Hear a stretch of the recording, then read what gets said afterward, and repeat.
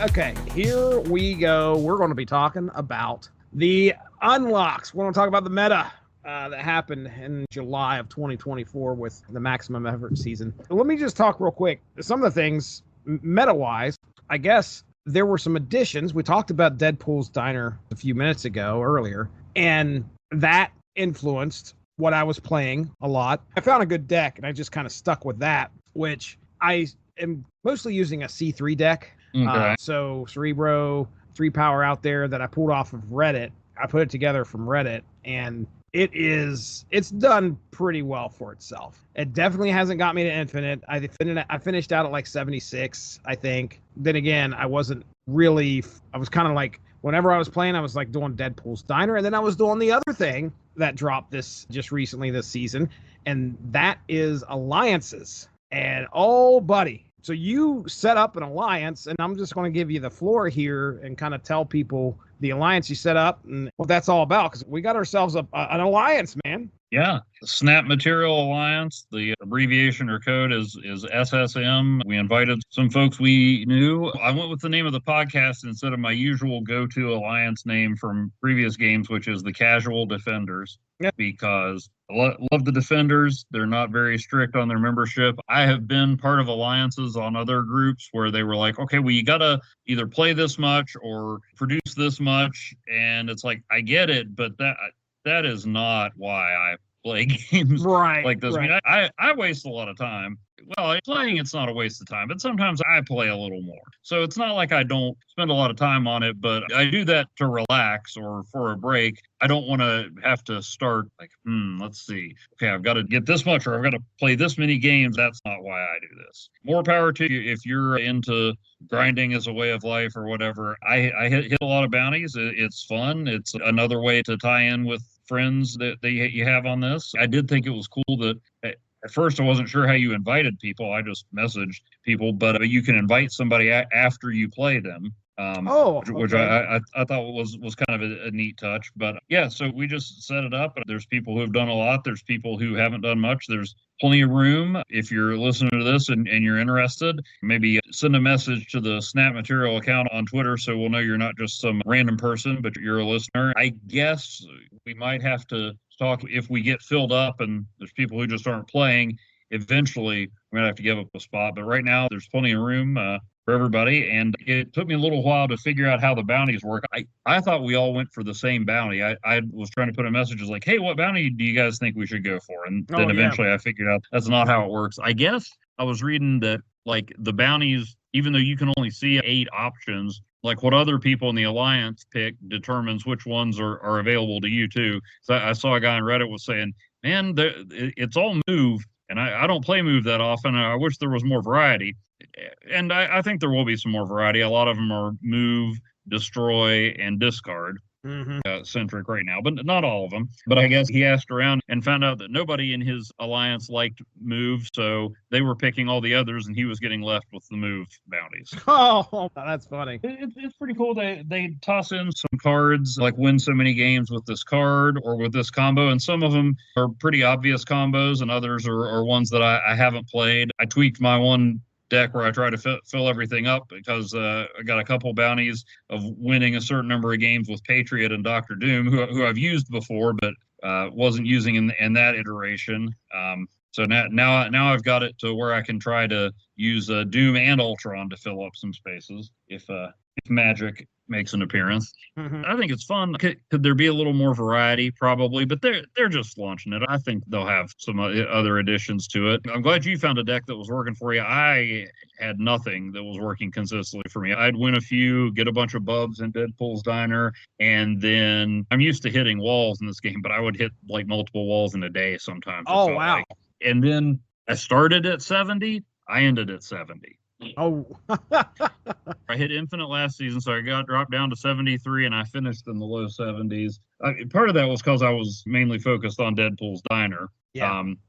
And so then once I got Cassandra Nova, I went back to that and trying to catch up on Conquest. But I had some good luck with my Annihilus deck. Played a lot of Surfer, saw a lot of Surfer. At one point, I was having such a lack of success in Deadpool's Diner. I was like, you know what? Forget being clever. I'm going with the most basic destroy deck that I can come up with. And that won me a few games, and then it got smacked. And eventually I stumbled back to a nihilist. So for a while there, I was like, well, I don't really know. I've got decks that are fun. I mean, I was winning some and losing some. I was still enjoying it, but I just wasn't making any progress, and I wasn't sure what to go to next. So when it's like, hey, you can get 125 points if you win 6 games with Deadpool, I was like, oh, okay, I'll pull out my destroy deck. So for a while there, I was just like, well, let's just see what I can get bounty points for, and I'll go with that. I think that's one of the big reasons I really like alliances. The bounties give you the opportunity to play something that you normally do not play and have a goal to do that. You may only have to do 3 or 4 games with a certain card set or with a certain goal. But the thing is that it gives you the opportunity to play with those decks and try and make them work when you don't have that without bounties. You just, okay, I'm going to play this because I need to get, I'm going to win. And the sole thing that I'm going to try to do is either Conquest or Infinite. And Conquest bothered me. I don't know why. I didn't do Conquest at all. Alliances is I have a much better opinion with alliances because number one, we're buddied up with people that we know. I know you got some people in here that I don't personally know, but I assume you know those people that were in there before I got in there, right? Yeah. And we brought Matt and Rachel from Oklahoma's Speeding Bullet Comics, and they came in, and you could tell they're just getting started. And I like being able to click on the profile and look where they're at, which is pretty neat. That's something they added to games now, which is yeah, that's right. Yeah, you could take a look at profiles and stuff. Having them in there, and just like you said, the fact that we're not strict. We're going to be pretty casual about expecting what people could do because we're just here to have fun. We're just here to have a good time. But yeah, I really dig alliances. I think it's a great concept. I think it's something that, as far as like this morning, I woke up and I was like, well, I'm going to start chopping out some alliances and watching the leaderboard. I got in front on the leaderboard in the alliance there for, I don't know, probably about an hour because it looks like you guys took care of that here earlier today and I'm sitting in 4th. But anyway, that was a goal. Well, no, I'm looking at it and I'm like, man, I think Jesse has better priorities than I do.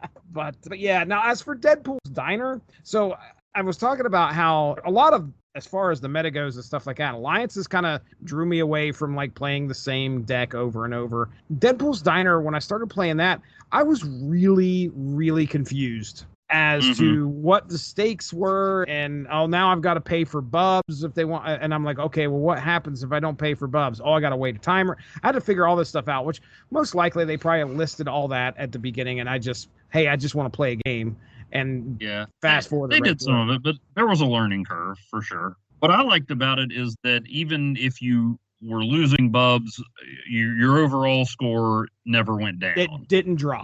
Because otherwise I might not have got some of those distressed red matte borders. Yeah. It actually did look kind of cool on the right card. I put one on Red Guardian. Nice. And I got a black one with my gold split Dan Hip Luke Cage. I don't think I've used a single. I got a silver one on my Ink Split Silver Surfer, so that's pretty cool. Oh, nice. Yeah, like you wouldn't think it would make that big a difference, and on some of them it doesn't. Like I tested it on a couple, and I'm like, is it different? But yeah, you found the right spot. It looks pretty cool. Speaking of ink splits, I know we haven't got to unlocks yet, but I want to bring this up because I know I'll forget. I think I ink split like 3 cards, and I did a gold split on the McFarlane Spider-Man that I have. I feel like I got lucky with a lot of splits. I think I did ink split an Agatha, by the way. It was the Dan Hip Agatha. The gold Spider-Man was the last one I think that I did because I was just like, I got a lot of credits here and a lot of boosters I can use, and the gold does set it off. But anyway, I just wanted to bring that up. Some pretty cool ink splits this go around. Nice. Very nice. Well, no, 3. I got 3. 3 of them? Ink splits and 1 gold. Well, what are the cards? I'll tell you. You tell me yours, and then I will look at mine here real quick. 4 ink splits. 5. 5, 6, 7, 8. Okay. No. Well, how many? No, that was last season. Okay. No, I think I kept out at 5. You got the McFarlane Spidey. I got the Tribute Darkhawk after the McFarlane Spidey as an ink split. Oh, nice. Very nice. Got the Dan Hip Living Tribunal. Okay. How's it look? Sometimes the ink splits do not look good. Yeah, it looks like he hasn't been in the sun for a while. Okay. Yeah, that one, it's more just, the Darkhawk one looks flipping awesome. That one, it's more just like, hey, I ink split Living Tribunal. Okay. I finally got the Silvestri Iron Man and ink split that. Nice. I think that one was You on my sent me stat that one. recap. This must be your favorite card because I 1, 2, 3. Yeah, it was my fourth split of that card. And again, it's kind of like the Hip Tribunal. Like it looks cool, but it's not a card that was made for ink splitting. I still think my favorite of that is just the original. Mm-hmm. But that's been my white whale among variants. I think I had a shot at it once, and Oh I yeah. had just gotten something else that wasn't nearly as cool, and then it came up in the shop. So I think I got it as a prize. That looks awesome. So ink split Howard the Duck, Dan Hip. Nice. It really goes all in with that noir detective. Sure. Let's see, and then one more maybe. Oh, not wasn't really trying to, but I said I'd been using Doom a lot with on the bounties, and it was my first split for this variant, but not my first split of Doom. Mm-hmm. So you're not going to get an ink or a gold on your first one, but each time you split a variant counts toward it. So this one you need to see. Oh, let me see. Ooh, Pixel Ink Split Doom. Ink split pixel Doom. Wow. It's weird, but kind of cool. Yeah. And just yesterday or today, I got a gold split on the Art Germ Dazzler. Wow. How many times did it take you to split that? It was my first split on that one, but I've been trying to get, because the deck I use Dazzler in, where I try to fill every lane, has Patriot, Kazar, Blue Marvel. So I called it Boosters Gold, and then I'm like, I'm going to gold split everybody in that deck. And hasn't worked out yet, but I had 1, 2, 3, 4, 5, 6 splits of the base Dazzler card. And then I've since gotten the Dan Hip variant, the Art Germ variant, and the variant where she's got a boom box. The Art Germ one was the first one of those I split. So well, we had Dan Hip Agatha, got her ink split. She's got some green flare coming off of her, which is pretty cool. Oh yeah, let me see this. Art Germ Dazzler that's awesome. Gold background. That's really cool. Very nice. So yeah, Agatha, and then my first split. My first split of Spider-Ham, it was the Peter Porker variant, was an ink split. Oh, nice. It ink split with purple flare and a purple border. Oh, very cool. Yeah, that was pretty neat. And then, like, I think the Peter Porker one is the one that I've been using. I tried to split him a bunch back in the day, but never made it work. So yeah, I'm living vicariously through you. Then somehow let me see how many ink splits of this, or how many splits of this one. Yeah, this was my first Infinity, I'm pretty sure, on a Lockjaw, Luca Claretti Lockjaw, where it looks like he's just kind of flying through space. Okay, almost like a Yan Cat kind of thing. Well, anyway, first split was an ink split of him with red, I think some like red flare off of that. And nice. Then was there another one? I think that's it. The other one was the Spider-Man, the McFarlane Gold Spider-Man, which gold flare, gold background, gold Stardust flare, as it's. Yeah, I'm pretty excited. So let's bleed that into our unlocks, since we talked about our splits. Currently sitting at 12,581 collector level as of today.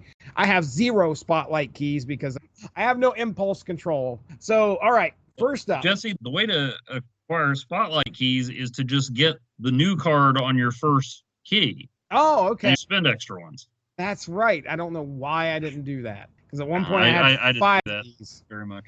All right, Luchador White Tiger. So I got another Luchador. Yep. Dan Hip Annihilus. I think I have any Luchador. No none? Don't think so.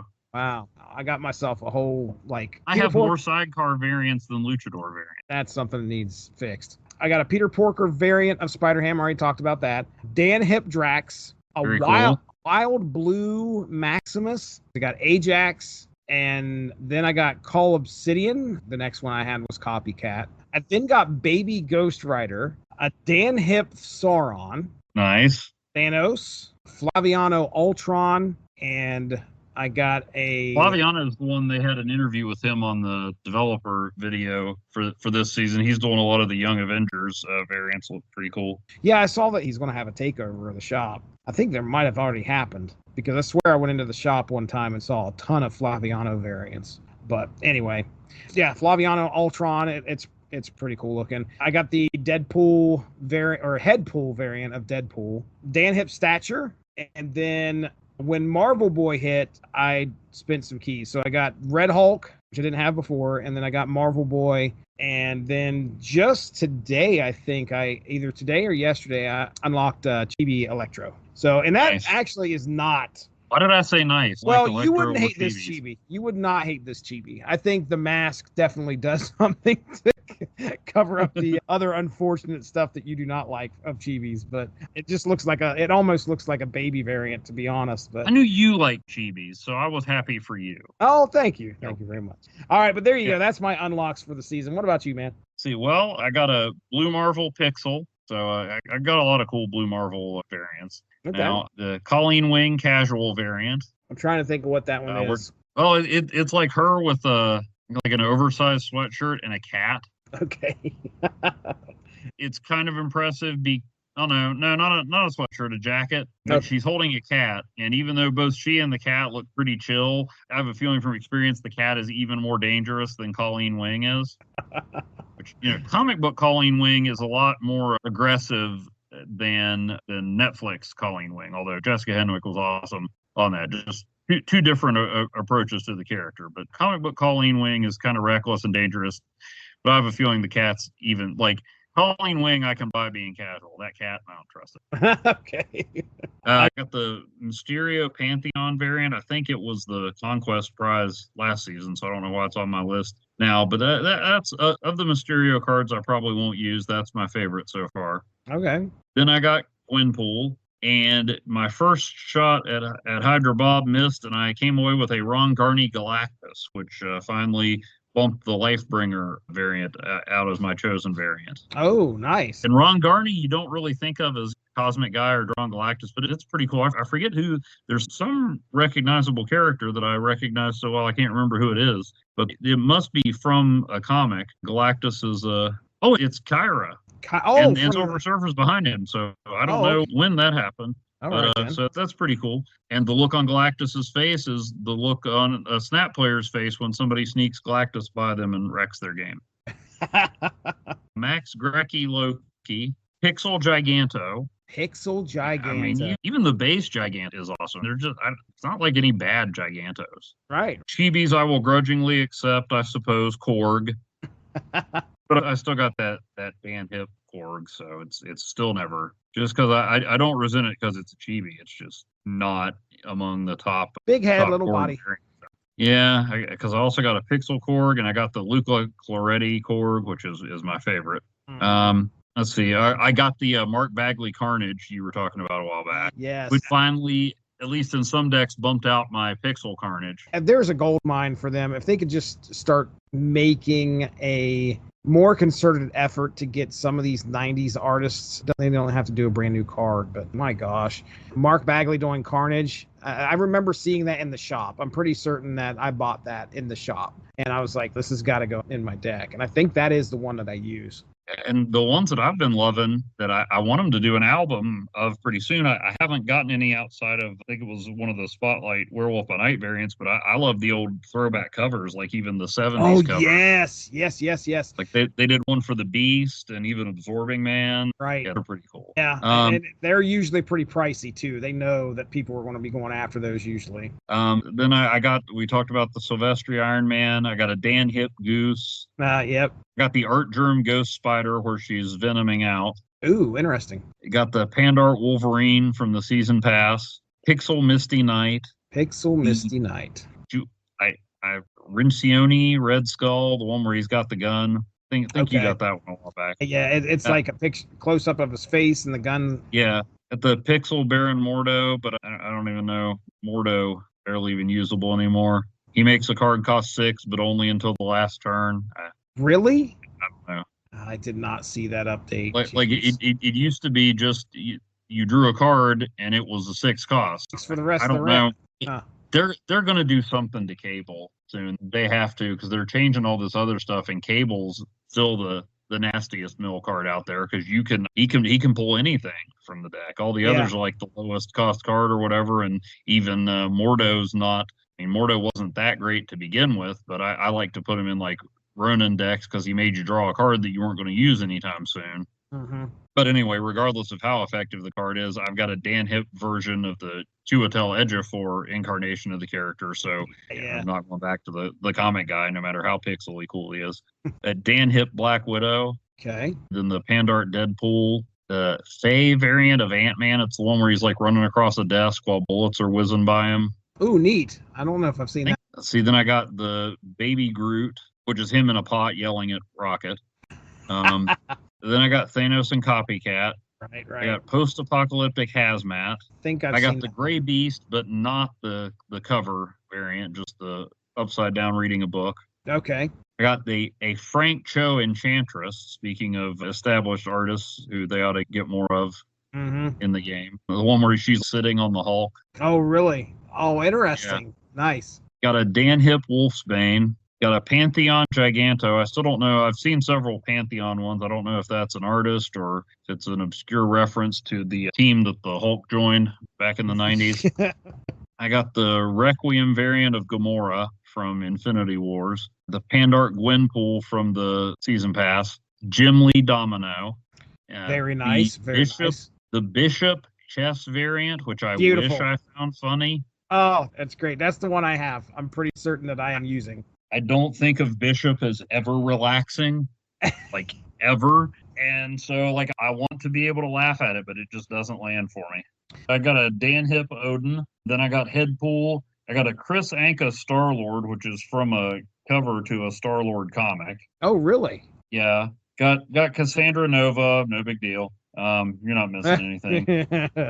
I got a Moon Girl variant. What's the artist's last name is Lindsay. I'm going to send it to you because I can't pinpoint any one thing, but like it's the coolest variant of Moon Girl I've seen. It's like from the side and she's skating beside Devil Dinosaur, but like I almost think it's a variant like from some other piece of art because it's like not ideally suited for the card, but it just from by Janoy Lindsay. But it looks so flippin' cool that it got me to put her back in my Electosaur deck, which another card we'll discuss here in a little bit prompted me to start using it again. But I'm like, wait, why don't I have Moon Girl in there? Is it because her cards don't look cool enough? Well, this one looks pretty darn cool. The art style is kind of, it feels, it's almost a little throwbacky. It just feels kind of, I doubt that's probably the best way to describe it. But I'd be surprised if it wasn't from a cover or a comic or something, because it doesn't look like it was designed to be part of it doesn't look like it was designed to be a card. Right. And then the last one, I somehow got in under the wire and got the Adi Granov Colossus variant from Conquest, which it's not going to unseat my Jim Lee Colossus, but it is pretty cool, and I've seen his comic work, so that's pretty neat. I did do a concerted effort to get some variants to try to fill up or get some extra spots in albums. So some of the stuff that I unlocked really was some things to try and fill a slot in like a Dan Hip album or something like that. And maybe to get that third or fourth spot so I can get whatever the variant was or whatever little bonus they give you. But all right, man. Well, hey, that right there is our unlocks for the season. Thanks a lot for joining us. Make sure to tune in tomorrow for the next installment of Snap Material.